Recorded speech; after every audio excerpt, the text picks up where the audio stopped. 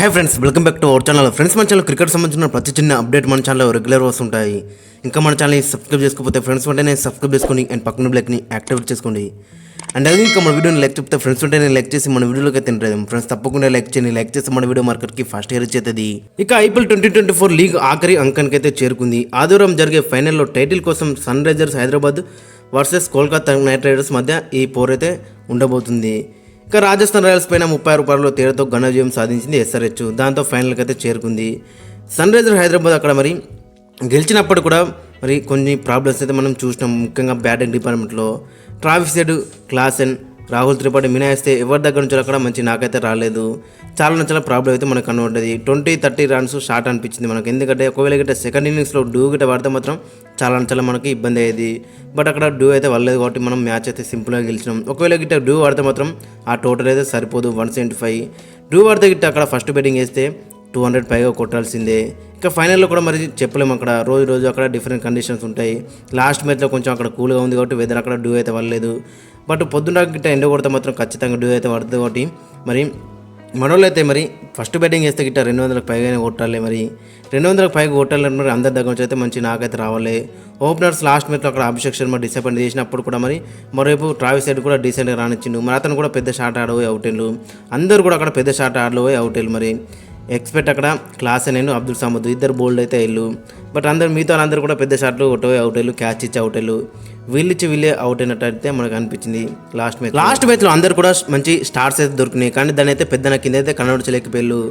అభిషేక్ శర్మ కూడా మంచి ఇన్నింగ్స్ అయితే స్టార్ట్ చేసిండు. అక్కడ ఒక 4 కొట్టిండు, ఒక 6 కొట్టిండు. మళ్ళీ అదే ఓవర్లో పెద్ద షాట్ ఆడిపోయి అక్కడ అవుట్ అయిండు.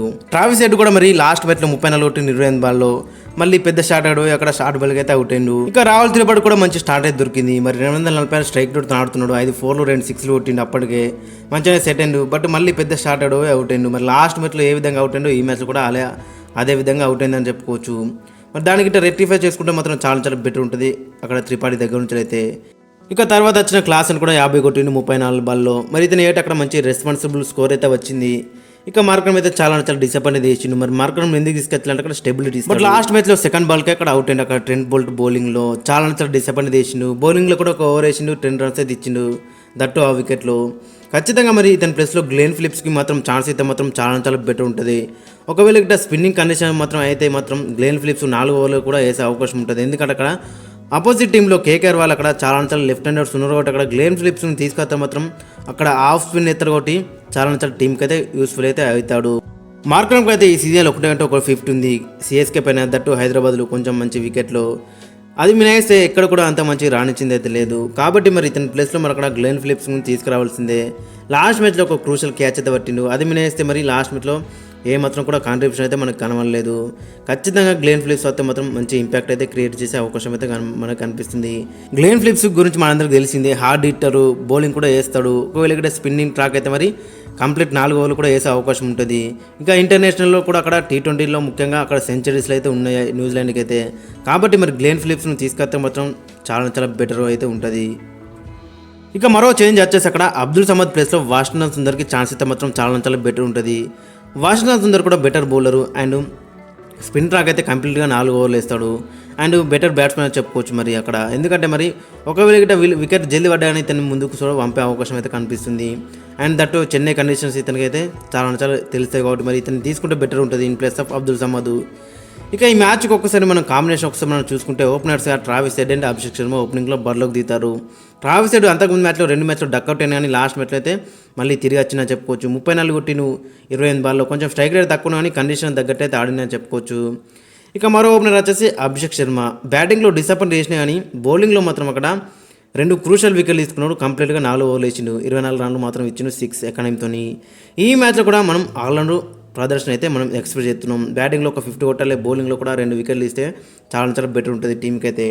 ఇక నెంబర్ 3లో చూసుకుంటే రాహుల్ త్రిపాఠి కూడా లాస్ట్ మ్యాచ్లో 30 కొట్టిండు. అంతకుముందు మ్యాచ్లో 50 కొట్టిండు. అంతకుముందు మ్యాచ్లో కూడా 30+ రన్స్ అయితే కొట్టిండు. ఈ మ్యాచ్లో కూడా మనం ఒక 50 అయితే ఇతని దగ్గర నుంచి అయితే ఎక్స్పెక్ట్ చేస్తున్నాం. చాలా మంచి ఆడుతున్నా చెప్పుకోవచ్చు. లాస్ట్ మ్యాచ్లో కూడా 246 స్ట్రైక్ రేట్తో అయితే ఆడిండు. ఇక నెంబర్ 4లో చూసుకుంటే ఐడెన్ మార్క్రమ్ మాత్రం చాలా డిసప్పాయింట్ అయితే చేసిండు. మరి అచ్చుడికి అక్కడ మరి సెకండ్ బాల్కి అయితే అవుట్ అయింది. అక్కడ ట్రెంట్ బోల్ట్ బౌలింగ్లో ఇతని దగ్గర నుంచి మనం ఎక్స్పెక్ట్ స్టెబిలిటీ లాస్ట్ రాకుండా మిగతా వారికి స్ట్రైక్ రేటు రొటేట్ చేయలే. బట్ లాస్ట్ మ్యాచ్ అయితే అదే మిస్ అయింది. మరి ఇతని ప్లేస్లో ఖచ్చితంగా అక్కడ గ్లెన్ ఫిలిప్స్ వచ్చే అవకాశం ఉంది. గ్లెన్ ఫిలిప్స్కి అయితే ఇంటర్నేషనల్ T20లో అక్కడ సెంచరీస్ ఉన్నాయి, మంచి హార్డ్ హిట్టరు. ఇంకా బౌలింగ్ విషయానికి అయితే ఒక్కరికంటే స్ప్రింట్ రాక్ అయితే మరి ఖచ్చితంగా 4 ఓవర్లు అయితే వేస్తాడు. అపోజిట్ టీంలో కూడా లెఫ్ట్ హ్యాండర్స్ చాలా మంది ఉన్నారు కాబట్టి మరి ఖచ్చితంగా బిగ్ ఇంపాక్ట్ క్రియేట్ చేసే అవకాశం అయితే మనకి కనిపిస్తుంది ఒకవేళ గిట్ట ప్లేయింగ్ లెవెల్ ఉంటే మాత్రం. ఇక నెంబర్ 5లో చూసుకుంటే ఎన్రిచ్ క్లాసెన్ లాస్ట్ 3 మ్యాచ్ నుంచి చూసుకుంటే మంచిగా నాక్స్ అయితే ఆడుతున్నాడు. లాస్ట్ మ్యాచ్లో కూడా 50 కొట్టిండు, 34 బాల్లో 4 సిక్స్లు కొట్టిండు, ఏకంగా 147 స్ట్రైక్ రేట్తోని. ఈ మ్యాచ్ కూడా అలాంటి నాకైతే మనం ఎక్స్పెక్ట్ అవుతున్నాం ఇతని దగ్గర నుంచి అయితే. ఇక నెంబర్ 6లో చూసుకుంటే నితీష్ కుమార్ రెడ్డి లాస్ట్ మ్యాచ్ అయితే డిసప్పాయింట్ చేసినప్పుడు కూడా ఈ సీజన్లో అయితే 2 మ్యాచ్లు అయితే గెలిపించిండు. కాబట్టి మరి అలాంటి నాకు ఇక్కడ వస్తే మాత్రం చాలా బెటర్ ఉంటుంది. ఇక నెంబర్ 7లో చూసుకుంటే Washington Sundar in place of Abdul Samad. ఖచ్చితంగా అబ్దుల్ సమద్ ప్లేస్లో మరి అక్కడ వాషింగ్టన్ సుందర్కి ఛాన్స్ అయితే బెటర్ ఉంటుంది. అబ్దుల్ సమద్కి అయితే త్రూ అవుట్ ది సీజన్ మరి ఒక్క మ్యాచ్ విన్నింగ్ నాకు కూడా లేదు అతనికైతే. ఖచ్చితంగా వాషింగ్టన్ సుందర్ అయితే వస్తే మాత్రం చాలా బెటర్ ఉంటుంది. దట్ హోమ్ కండిషన్స్ కాబట్టి ఇతనికైతే అన్నీ తెలుస్తాయి. అక్కడ బౌలింగ్లో కూడా హెల్ప్ అవుతుంది, బ్యాటింగ్లో కూడా పెద్ద హిట్స్ అయితే కొడతాడు లాస్ట్లో వచ్చి. కాబట్టి మరి సుందర్కి ఛాన్స్ అయితే బెటర్ ఉంటుంది. ఇక నెంబర్ 8లో చూసుకుంటే షాబాజ్ అహ్మద్ కూడా లాస్ట్ మ్యాచ్లో బ్యాటింగ్లో కూడా 18 కొట్టిండు, 18 బాల్లో ఒక 6 కొట్టిండు. ఇక బౌలింగ్లో చెప్పాల్సిన అవసరం లేదు, 3 వికెట్లు తీసుకున్నాడు, మ్యాచ్ ది మ్యాచ్ అయితే కొట్టిండు. ఇంపాక్ట్ ప్లేయర్గా వచ్చింది, పెద్ద ఇంపాక్ట్ అయితే క్రియేట్ చేసిండు. ఇక నెంబర్ 9లో చూసుకుంటే కెప్టెన్ ప్యాట్ కమిన్స్ కూడా లాస్ట్ మ్యాచ్లో మంచిగా రన్ ఇచ్చిండు.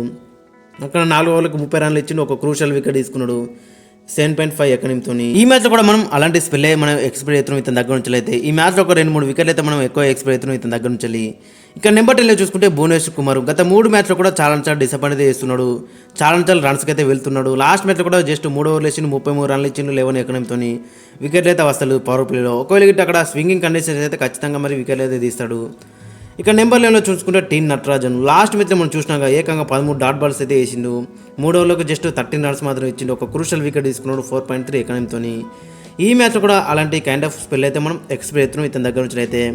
ఇక ఇంపాక్ట్ ప్లేయర్గా జయదేవ్ ఉన్నత్కడ్, మయాంక్ మార్కండే వస్తే బెటర్ ఉంటుంది. ఒకవేళ గిట్ట స్పేస్ బౌలింగ్కి అనుకూలంగా ఉంటే మాత్రం జయదేవ్ ఉన్నత్కడ్ వస్తాడు, స్పిన్ బౌలింగ్కి అనుకూలంగా ఉంటే గిట్ట మయాంక్ మార్కండే వస్తాడు. డ్యూ పడ్డా అక్కడ జయదేవ్ ఉన్నత్కట్టాడు, డ్యూ లేకపోతే మయాంక్ మార్కండే వస్తాడు. మరి అక్కడ స్పిన్ బౌలింగ్ ఆప్షన్స్ కూడా మనకు లాట్ ఆఫ్ కనబడుతున్నాయి. అక్కడ గ్లెన్ ఫిలిప్స్, వాషింగ్టన్ సుందర్ వచ్చిన తర్వాత. ఇక ఫైనల్ ప్లేయింగ్లో ఒకసారి మనం చూసుకుంటే Travis Head, Abhishek Sharma opening చేస్తే, నెంబర్ 3లో రాహుల్ త్రిపాఠి, 4లో గ్లెన్ ఫిలిప్స్, 5లో హెన్రిచ్ క్లాసెన్, 6లో నితీష్ కుమార్ రెడ్డి, 7లో వాషింగ్టన్ సుందర్, 8లో షాబాజ్ అహ్మద్, 9లో ప్యాట్ కమిన్స్, 10లో భువనేశ్వర్ కుమార్, 11లో టీన్ నటరాజన్. ఇంపాక్ట్ ప్లేయర్గా జయదేవ్ ఉన్నత్కడ్, మయాంక్ మార్కండే. ఇప్పుడు అక్కడ మనం చూసుకుంటే అక్కడ డెడ్లీ కాంబినేషన్ అయితే మనకు కనబడుతుంది, లాట్ ఆఫ్ బౌలింగ్ ఆప్షన్స్ కనబడుతున్నాయి, అండ్ నెంబర్ 9 రక అక్కడ బ్యాటింగ్ అయితే కనబడుతుంది. ఈ లైనప్తో వెళ్తే మాత్రం చాలా బెటర్ ఉంటుంది. లాస్ట్ మ్యాచ్ గెలిచినప్పుడు కూడా కొన్ని ప్రాబ్లమ్స్ అయితే మనం చూసినాం, దాన్ని రెక్టిఫై చేసుకొని ఈ మ్యాచ్లో గిట్ట దిగితే మాత్రం ఖచ్చితంగా మరి ఎస్ఆర్హెచ్ అయితే కప్ అయితే కొడుతుంది. వాషింగ్టన్ సుందర్ అండ్ గ్లెన్ ఫిలిప్స్కి ఛాన్స్ అయితే బెటర్ ఉంటుంది, చాలా యూస్ఫుల్ ప్లేయర్స్. ఒకవేళ గిట్ట స్ప్రింట్ ట్రాక్ అయితే అక్కడ మరి కంప్లీట్గా 4 ఓవర్లు వేసే సత్తా కూడా వీళ్ళకైతే ఉంది, అండ్ ఆపోజిట్ టీంలో కూడా చాలా లెఫ్ట్ హ్యాండర్స్ ఉన్నారు కాబట్టి మరి వీళ్ళిద్దరు గిట్ట వస్తే మాత్రం చాలా బెటర్ ఉంటుంది ఎస్ఆర్హెచ్ పాయింట్ ఆఫ్ మనం చూసుకుంటే. ఫ్రెండ్స్ మరి మీ ఒక ఒపీనియన్ కింద కామెంట్స్ అయితే మెన్షన్ చేయండి, అండ్ మీ యొక్క ప్లేయింగ్ లైన్ కూడా కింద కామెంట్స్ అయితే మెన్షన్ చేయండి.